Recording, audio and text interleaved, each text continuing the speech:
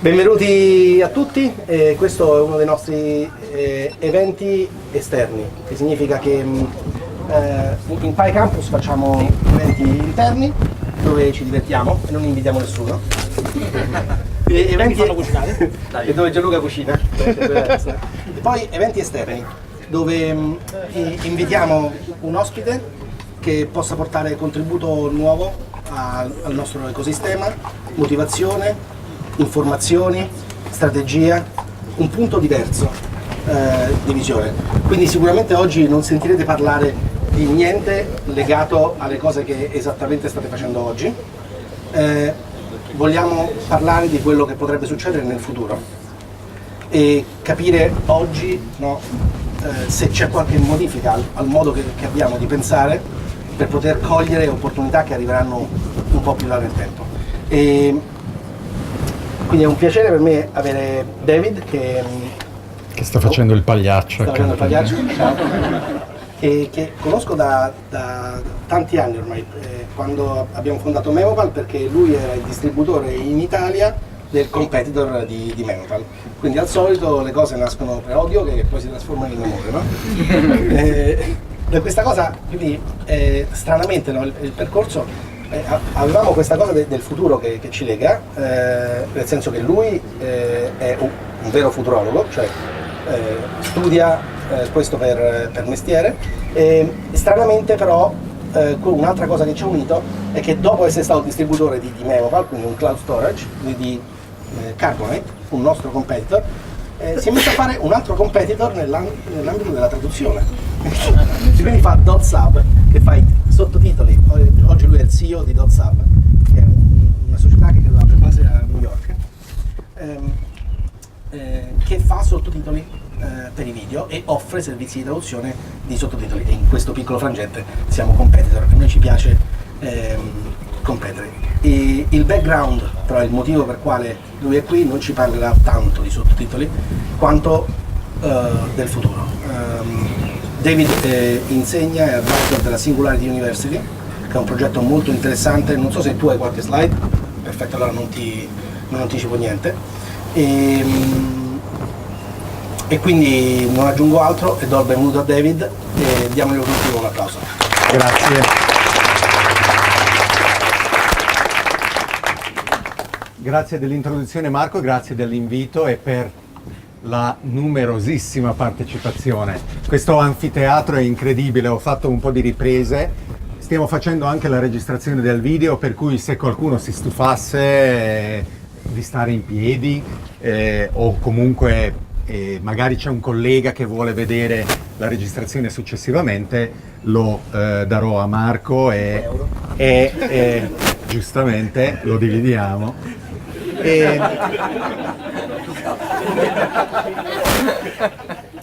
Il futuro deve essere sostenibile non solo ecologicamente ma anche economicamente, e come questa sostenibilità lo si raggiunge in effetti è un po' dei temi di cui parleremo.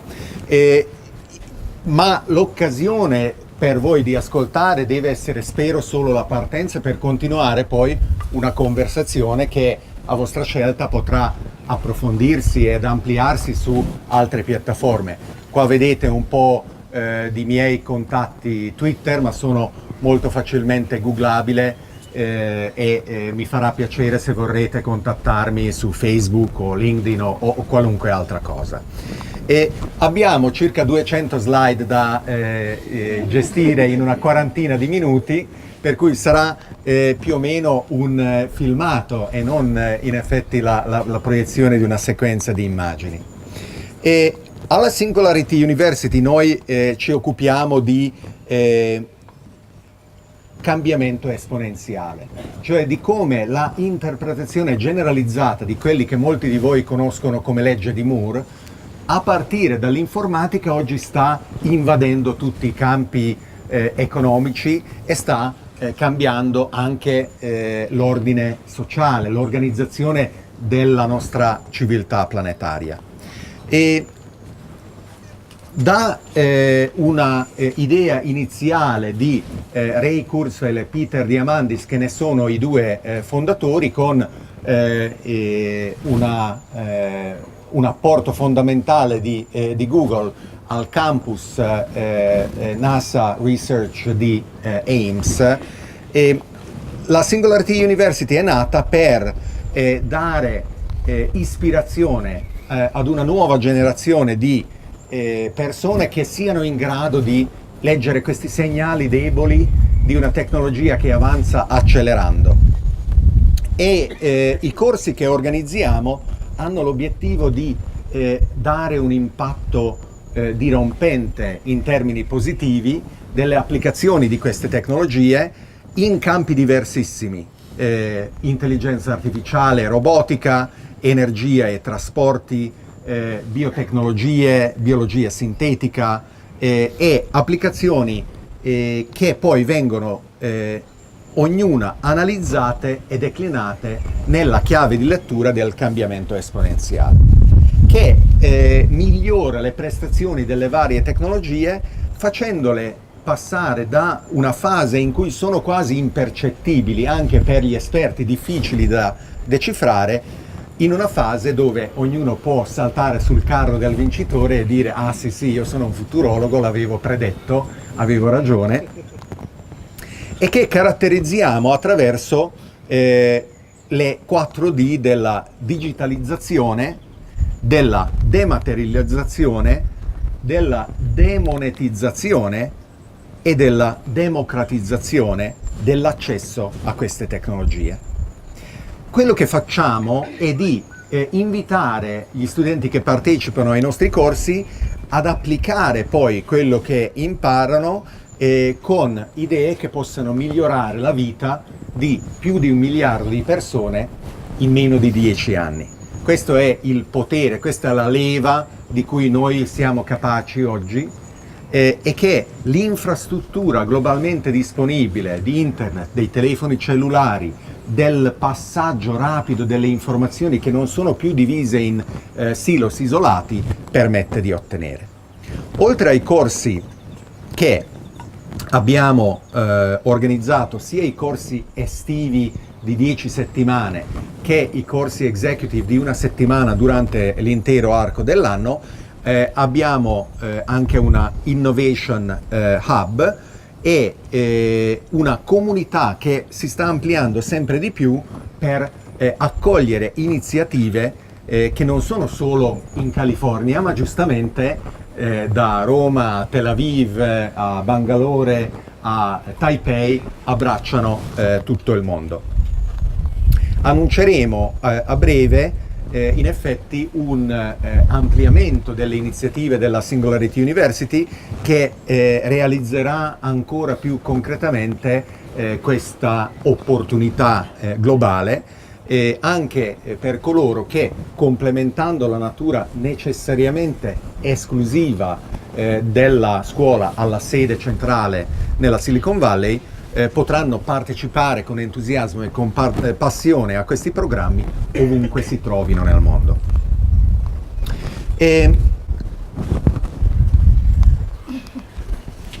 Secondo me è morto, poverino. Il futuro è senza batteria. I temi che oggi tratteremo sono in effetti molteplici e hanno delle caratteristiche tali da avere una intrinseca incertezza e di conseguenze che sono difficili da gestire e da prevedere. Vi voglio per esempio chiedere se qualcuno vuole dirmi, e quelli che eventualmente l'hanno già sentito non vale la pena, non vale che svelino il nesso tra le macchine robotiche di Google e la stampa 3D degli organi umani. Qual è il nesso e come mai adesso che si stanno presentando sul mercato le prime, la seconda sta avendo uno sviluppo così apparentemente repentino?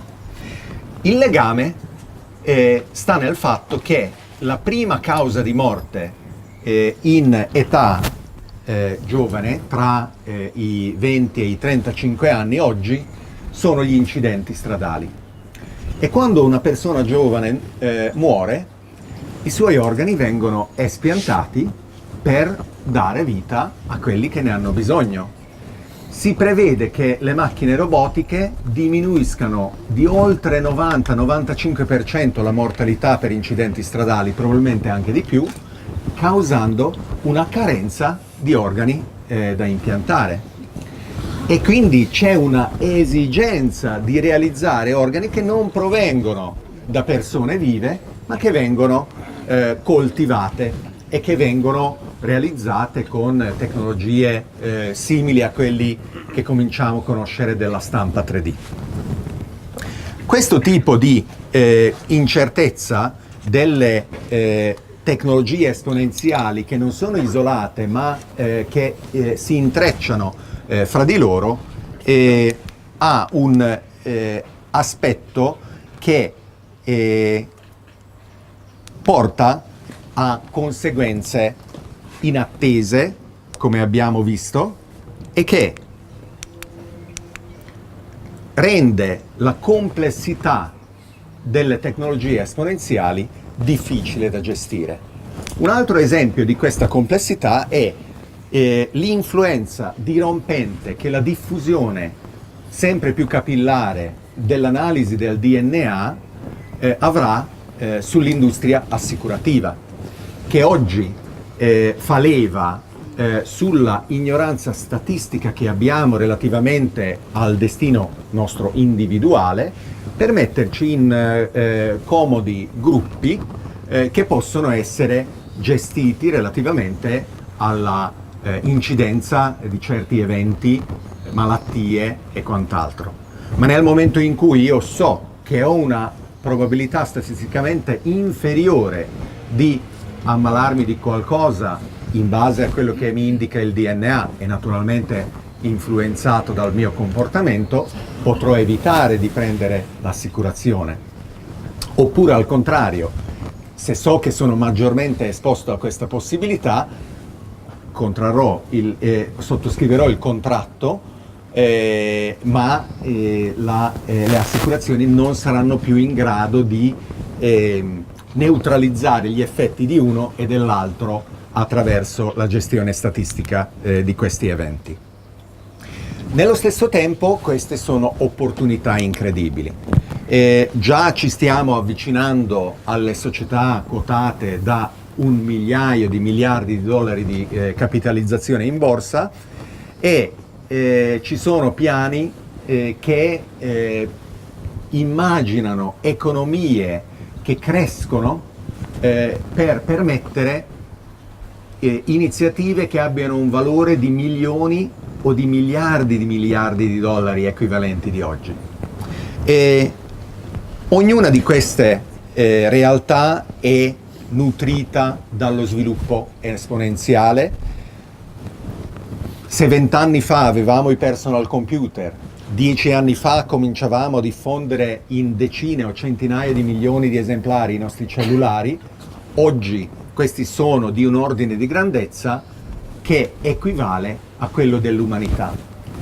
Ma cosa importantissima, solo perché questo ordine di grandezza rappresenta per noi un numero importante, una soglia, il fenomeno esponenziale non si ferma lì, non dice ah ok, siccome adesso ho raggiunto una saturazione non mi sviluppo più. I chip continuano a diventare più potenti, più economici e le società quotate in borsa, Intel, Qualcomm, Cisco, eccetera, vogliono vendere altri device, che quindi saranno più numerosi, decine di miliardi, centinaia di miliardi, migliaia di miliardi che non gli esseri umani. Le conseguenze di questo cambiamento confondono anche gli esperti. Il progetto Genoma Umano, partito nel 1985 con un piano di 15 anni di sviluppo, aveva un budget di 3 miliardi di dollari e a 7 anni dalla partenza del progetto era solo a 1% dall'obiettivo.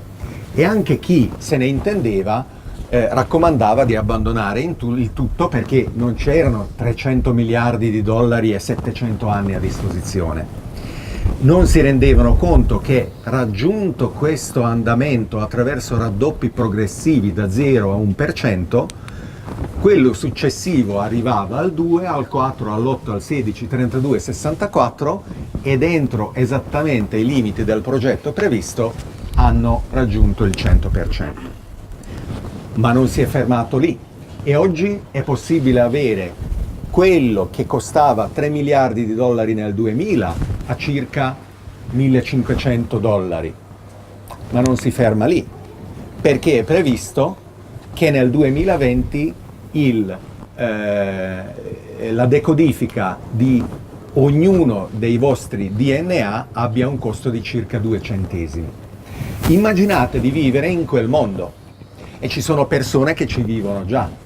Il presidente degli Stati Uniti è seguito non solo da quel gruppo dei servizi segreti che si butta davanti a lui quando gli sparano, c'è un altro gruppo che invece di essere armato di pistole è armato di aspirapolveri, perché devono raccogliere ogni traccia del DNA del presidente in una qualunque stanza, sia passato, che sia un capello, che sia un pezzo di pelle, che sia un'impronta digitale sul bicchiere, perché il suo DNA non possa essere raccolto da un agente nemico.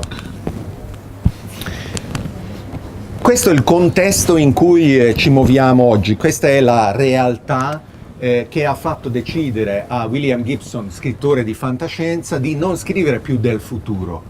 Lui dice il futuro è già qui, solo non è ancora uniformemente distribuito, e i suoi libri di fantascienza si sviluppano nel presente, altrettanto sorprendenti, altrettanto inaspettati come quelli che potevano essere descritti da Arthur Clarke o Isaac Asimov in migliaia di anni nel futuro. E l'accelerazione che noi vediamo è qualitativamente, non solo quantitativamente, diversa da quella del passato. Quando gli schiavi egiziani costruivano le piramidi si rendevano conto che la loro condizione non era moralmente accettabile, ma non avevano nessuna capacità di intervento, non avevano possibilità di cambiare la natura sociale espressa dalla base energetica allora disponibile, che era quella muscolare, umana o animale. Se io avevo un pezzo di roccia da spostare, o la spostavo io, oppure ti dicevo spostala, e se mi dicevi di no, ti uccidevo o ti facevo schiavo. E così abbiamo dovuto aspettare nel Medioevo che si sviluppasse la capacità di utilizzare l'energia eolica e idraulica locale. Non per niente i vassalli del feudalesimo erano relativamente più liberi degli schiavi, ma non potevano lasciare l'area del signore feudale che li imprigionava in un ambito un po' più ampio. 2 o 3 secoli fa abbiamo cominciato la rivoluzione industriale che, utilizzando l'energia più facilmente trasportabile del petrolio e del carbone, ha permesso le grandi migrazioni verso le città, ha organizzato le nostre attività sociali attorno alle fabbriche e che ha comportato una trasformazione della società. Oggi possiamo chiederci quali sono le soglie di cambiamento e in base a che cosa arriveranno e come sarà la società che ci troveremo di fronte, che avrà un cambiamento così radicale come quello dai Romani ad adesso. Se voi chiedevate ad un romano è possibile avere una società che non sia basata sulla schiavitù? La risposta era invariabilmente no, è impossibile. E chiedetevi quindi quali sono gli assiomi che noi oggi pensiamo irrefutabili e che invece si riveleranno falsi o addirittura ingenui con il senno del poi. La chiave di questi cambiamenti è stata sempre la tecnologia. Noi non siamo animali moralmente migliori rispetto ai romani, siamo le stesse bestie di prima. Abbiamo la fortuna di aver accumulato e aver mantenuto, aver gestito e nutrito una conoscenza che in un ciclo virtuoso di miglioramenti progressivi gestisce hardware, software e i sistemi che gli stanno attorno in generazioni successive. Una critica sbagliata che spesso viene rivolta a questo tipo di ragionamento parla delle curve logistiche. Dice sì, per carità, parli facile oggi che vediamo questa esplosione della legge di Moore, ma tanto andrà ad esaurirsi e quindi ci ritroveremo in un plateau da cui non ci muoveremo più, confondendo una singola tecnologia con il loro inviluppo, perché l'esponenziale di cui io parlo è quella curva dedotta. Infatti, anche nei computer, 10, 20, 30, 40, 50 anni fa, la legge di Moore, non ancora formulata, era già all'opera. Quando c'erano i tubi catodici, poi sono arrivati i primi transistor, realizzati in quantità sempre maggiori, sempre più economici, in modalità sempre più dense, i circuiti integrati. Oggi stiamo raggiungendo quel livello di integrazione talmente spinta che fenomeni che potevamo ignorare e che disturbavano un po', ma che gli ingegneri, realizzando questa profezia che si autoavvera, perché non è una legge di natura quella di Moore, scavalcavano, i fenomeni quantistici non sono più possibili, non si possono più ignorare, e quindi stiamo già studiando come le prossime generazioni, le prossime tecnologie possano mantenere questa promessa attraverso i calcolatori quantistici. Annunciati i primi esemplari nel 2007 con orrore di quei circoli accademici che comodamente li volevano studiare per i prossimi 30 anni, non necessariamente arrivando ad alcunché di pratico, oggi i computer quantistici sono una realtà. Ne abbiamo una installata alla NASA ed è gestita da un italiano, Davide Venturelli, che è andato alla Singularity University ed è uno dei membri del team che lo sta analizzando, programmando, applicando in vari campi. Google ha studiato questo computer quantistico confrontandone le prestazioni con un qualunque approccio attraverso algoritmi classici che sui propri server si potessero gestire, e quindi in modo molto pragmatico e sperimentale ha verificato che non erano in grado di batterlo. E quindi, senza preoccuparsi delle polemiche che contrappongono tuttora il produttore di questo computer ai puristi della scienza giustamente praticata nelle università, sono andati avanti. Così come va avanti l'hardware, va avanti la capacità dei computer di capire l'universo. Quando sono nati non erano in grado di vedere e di sentire niente, addirittura non avevano memoria. Quando a fatica gli insegnavamo qualcosa, fare un po' di conto, moltiplicare, dividere, spenti la sera, la mattina toccava ripartire da zero. Poi attraverso interazioni prima faticose con le tastiere che stampavano, una interazione più snella in cui le lettere venivano visualizzate sullo schermo invece di andare a finire su alberi morti, i computer cominciavano a capirci di più e attraverso le interfacce grafiche realizzavano che cosa intendevamo quando parlavamo di documenti, quando parlavamo di cartelle, quando parlavamo di cestini. E si rendevano conto che siamo degli animali estetici, ci piacciono i colori, è più facile comprendere ed analizzare quello che vogliamo nel momento in cui le metafore si arricchiscono. E quando si sono svincolati dalla geometria delle nostre dita, cominciando a percepire il tocco, le loro forme si sono liberate a loro volta dai vincoli che prima subivano, e successivamente con telecamere sempre più sofisticate cominciavano a capire non solo il tocco ma anche i nostri movimenti, e liberatisi anche dal vincolo della capacità di risoluzione e di visione dei nostri occhi, oggi stanno per raggiungere una nuova fase in cui spariscono nell'ambiente, non avendo più bisogno di appoggiarsi sugli schermi, ma potendoci sentire e potendoci seguire nei nostri desideri attraverso le interfacce conversazionali che stanno già emergendo.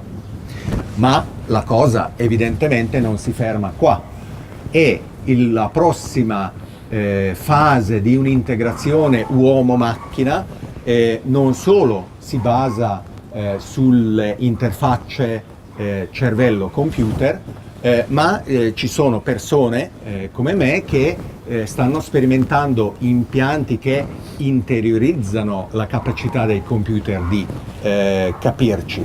Io ho un impianto all'interno della mia mano che mi permette di dare certe cose al mondo dei computer che prima non potevano comprendere e che oggi più facilmente seguono.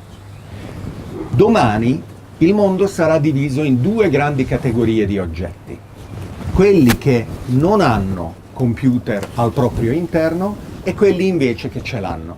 E questa seconda categoria di oggetti avrà un vantaggio evolutivo fondamentale e difatti spazzerà via il primo, che sia una sedia, che sia una pianta, che sia un essere umano.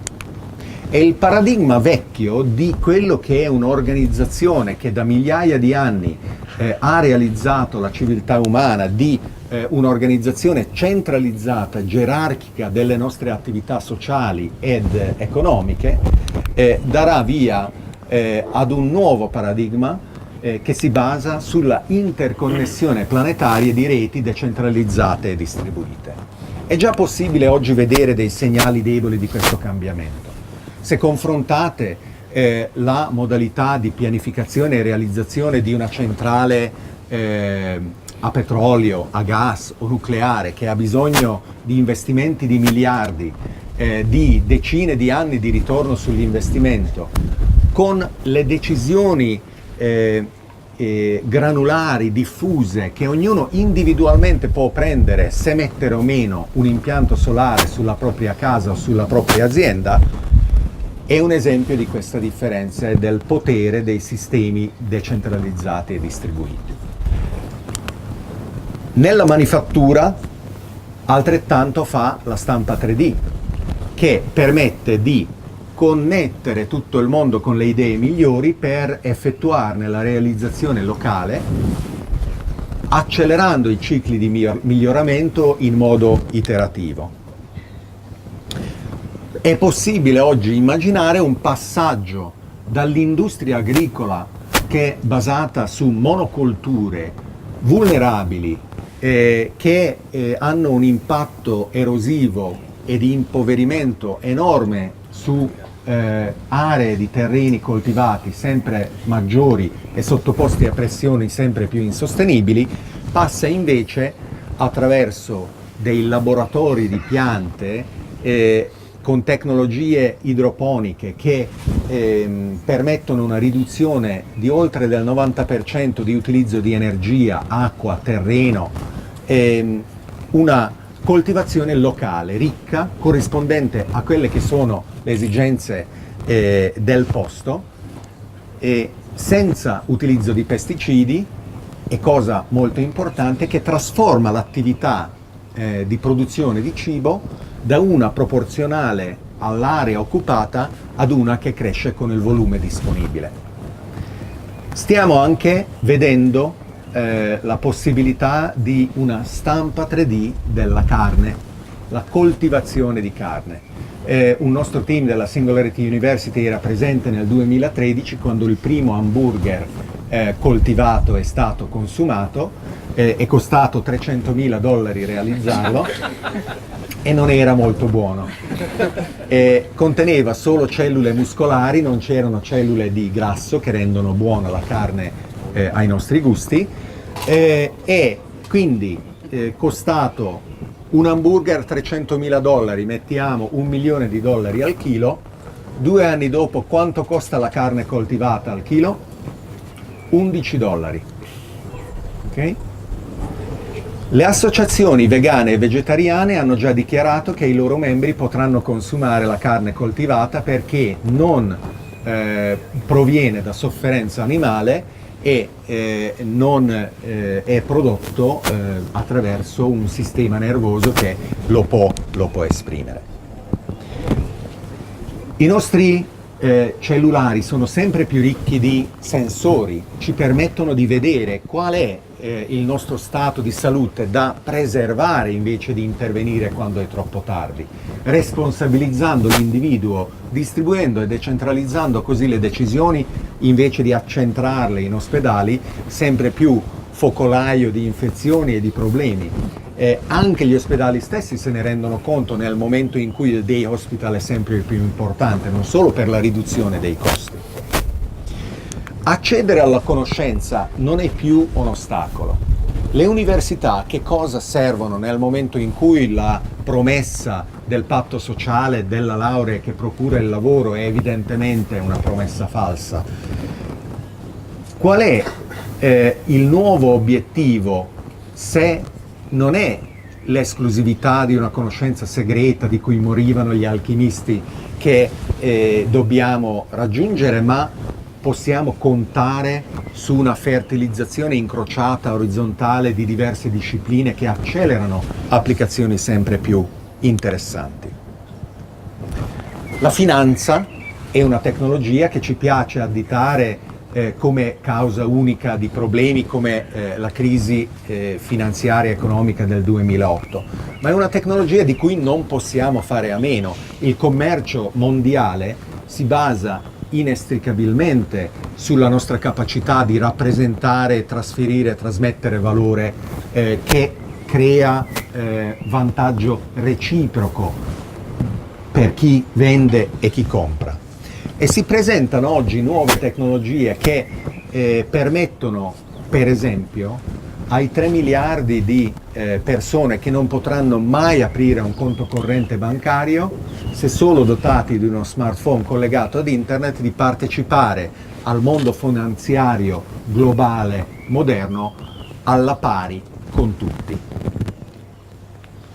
Questi 8 esempi che vi ho elencato vengono spesso e volentieri additati in articoli, in rubriche televisive, in dibattiti di facile controllo politico o industriale come mode passeggere. Ma nel momento in cui li vedete elencati uno dopo l'altro, penso sia evidente che sono inarrestabili e fanno parte di un'ondata ampia e profonda di cambiamento, dove quindi la cosa da chiederci è che cosa dobbiamo fare per poterci adattare a questo cambiamento che sta arrivando, per non essere spazzati invece via. Sono molti anni che parlo di questi temi e l'anno scorso ho deciso che era il momento giusto, ho creato una non profit basata su Londra che oggi ha 22 ambasciatori in 17 paesi. Network Society Research studia e analizza ed insegna ed applica a governi, aziende ed individui quelle che sono le misure di un'analisi strategica di disallineamento o di ottimale allineamento dei comportamenti.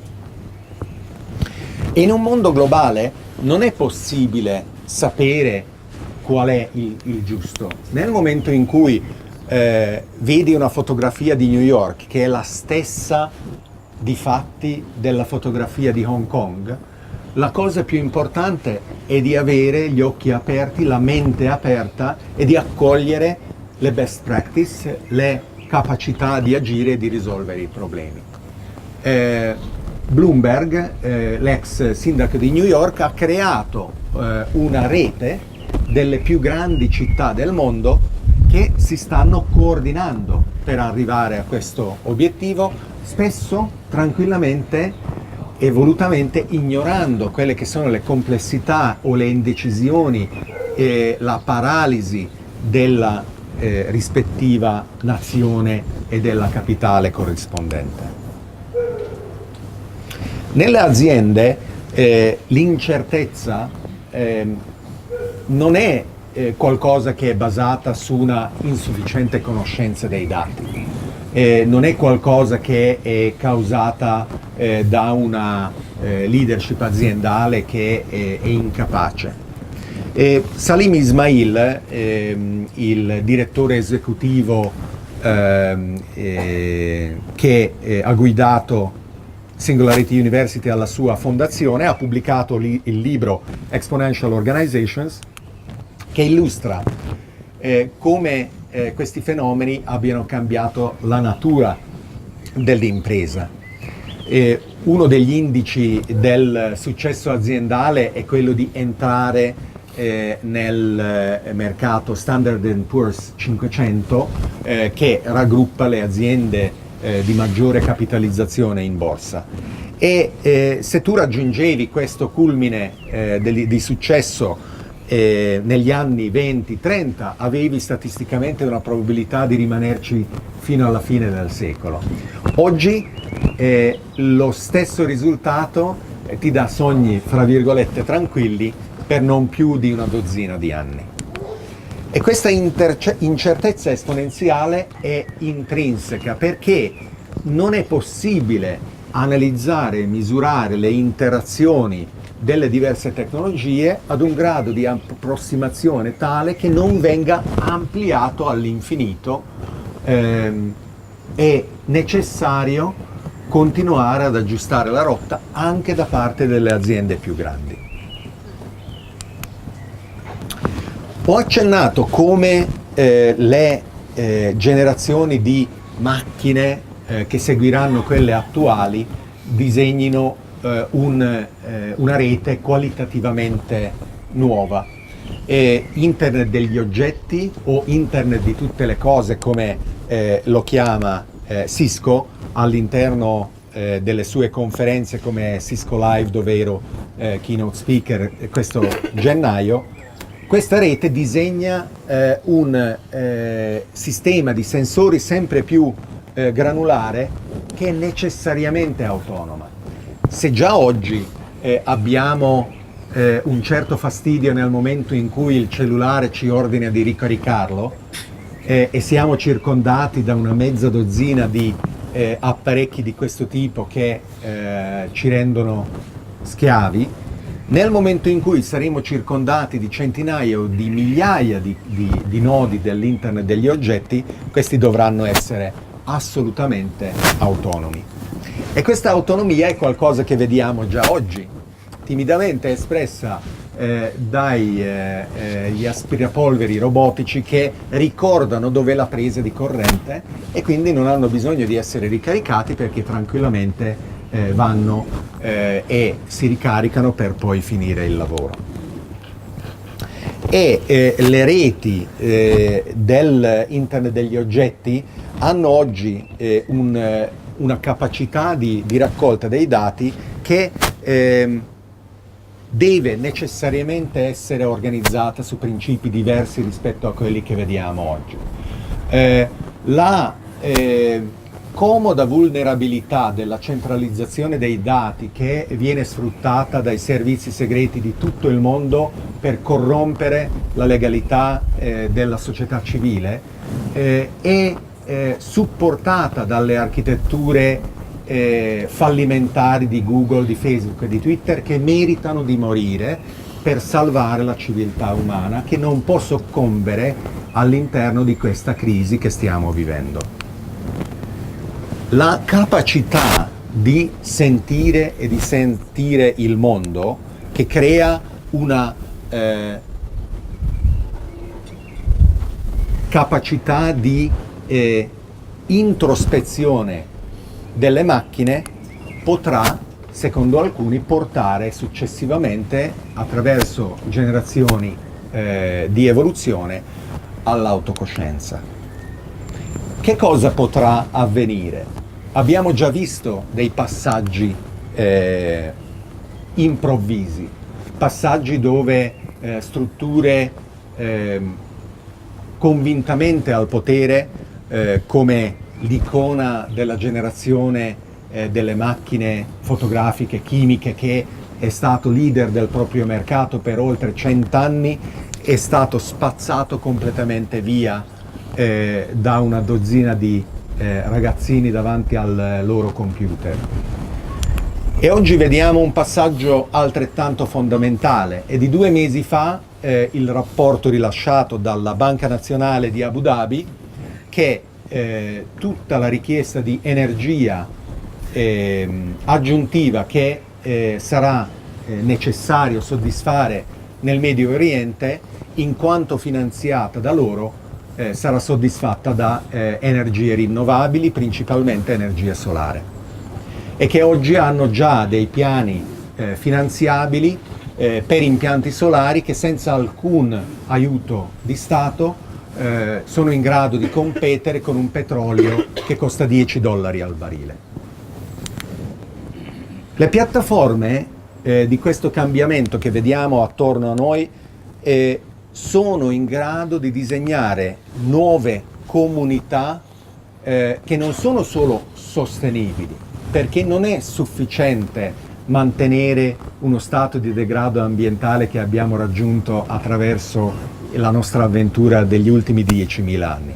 Dobbiamo essere in grado di decidere qual è la direzione in cui dobbiamo andare per implementare comunità che siano di rigenerazione, di un equilibrio che attualmente è molto lontano da quello ottimale, non solo all'interno di una natura di cui non dobbiamo essere superficialmente rispettosi, ma anche all'interno della nostra civiltà umana. Un'altra frontiera che sta arrivando e che è un passaggio necessario verso le realtà dell'intelligenza artificiale più spinta, perché i computer non possono non capire tutte le dimensioni dell'essere umani, è quello del calcolo emozionale.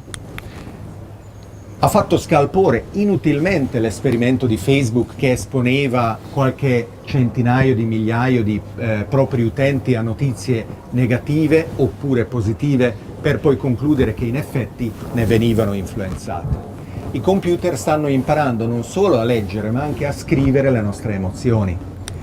Immaginate che il vostro smartwatch, rilevando una correlazione strana tra il vostro movimento, che è di passi normali e regolari, ma il battito cardiaco accelerato, chieda al calendario cosa sta succedendo e questo, rispondendo, dica in effetti sta aspettando una chiamata con il capo, e che fra di loro avvertano il riproduttore musicale dell'ambiente, perché questo per quei 10-15 minuti che mancano ancora mandi della musica che possa tranquillizzare, e quando la telefonata avviene e il sistema di gestione del personale conferma che non sono stato licenziato, si diano una pacca sulle spalle reciprocamente: buon lavoro. Questo tipo di esperimento è perfettamente fattibile già oggi, è solo questione di collegare hardware, software e design in applicazioni avanzate che l'infrastruttura distribuita e decentralizzata mette a disposizione. Saremo in grado in effetti di analizzare quelli che sono dei presunti universali della comunicazione emotiva umana. Perché in prima approssimazione, certo, tutti annuiamo e tutti diciamo di no così, ma ci sono importanti differenze. Nel momento in cui noi realizziamo macchine emotive, nel momento in cui noi realizziamo macchine che sono in grado di decidere cosa devono fare, una macchina robotica di Google si rifiuterà di partire se l'unico occupante risulta femmina e il GPS della macchina deduce di essere in Arabia Saudita? Oggi già le macchine sono in grado di prendere importanti decisioni, e è diventato famoso l'esperimento di IBM, che ha costruito un computer che ha battuto i migliori giocatori umani ad un gioco di quiz. Senza insegnargli niente sulla meccanica dei videogiochi, DeepMind di Google ha raggiunto l'obiettivo di riuscire ad analizzare, capire e diventare campione di una quarantina di videogiochi. E i sensi dell'intelligenza artificiale, artificial intelligence, di una macchina robotica che ampliano quelle che sono le possibilità umane, in effetti devono complementarsi, non solo AI ma anche IA, Intelligence Augmentation, che già negli anni 60 era uno degli obiettivi della realizzazione delle reti di computer per poter collaborare meglio. E oggi, nel momento in cui stiamo rapidamente coevolvendo con la nostra tecnologia, essere in grado di collaborare a livello planetario è una sfida esistenziale che non possiamo non cogliere.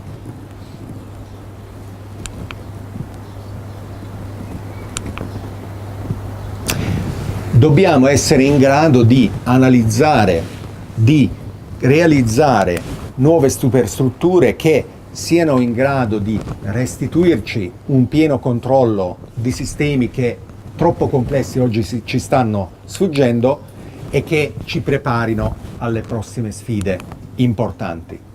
È molto importante, secondo me, tra l'altro, metterci d'accordo che non è desiderabile una dittatura mondiale, che le variazioni di sistemi morali e di sistemi sociali sono variazioni necessarie, perché è solo attraverso una sperimentazione continua che possiamo trovare nuove configurazioni e soluzioni robuste ai nostri problemi. Viviamo in un mondo veramente incredibile. Qualche centinaio di anni fa, non so se la parola esisteva, ma facevi quello che oggi chiamiamo imprenditore e sbagliavi, il meglio che ti poteva succedere è che andavi in galera. Qualche migliaio di anni fa, se facevi quello che oggi chiamiamo cacciatore, ma allora era la vita, e sbagliavi, ti potevi permettere di farlo per non più di qualche giorno e poi morivi. E oggi abbiamo il privilegio di poter sperimentare e di sbagliare con il sostegno di una struttura sociale che ce lo perdona, che anzi ci incoraggia a farlo, perché si rende conto che non sappiamo nemmeno se 7 miliardi di individui sono sufficienti per produrre quel genio che sarà in grado di trovare la soluzione ad Ebola, ad ISIS, all'asteroide che arriva o ad altri problemi che abbiamo. E l'innovazione che creiamo e l'invenzione che ci porta nuove risposte non fanno altro che creare blocchi di costruzioni per nuove domande che volentieri ci chiediamo, che ci esaltano in una ricerca di adozione di metodi che chiamiamo startup.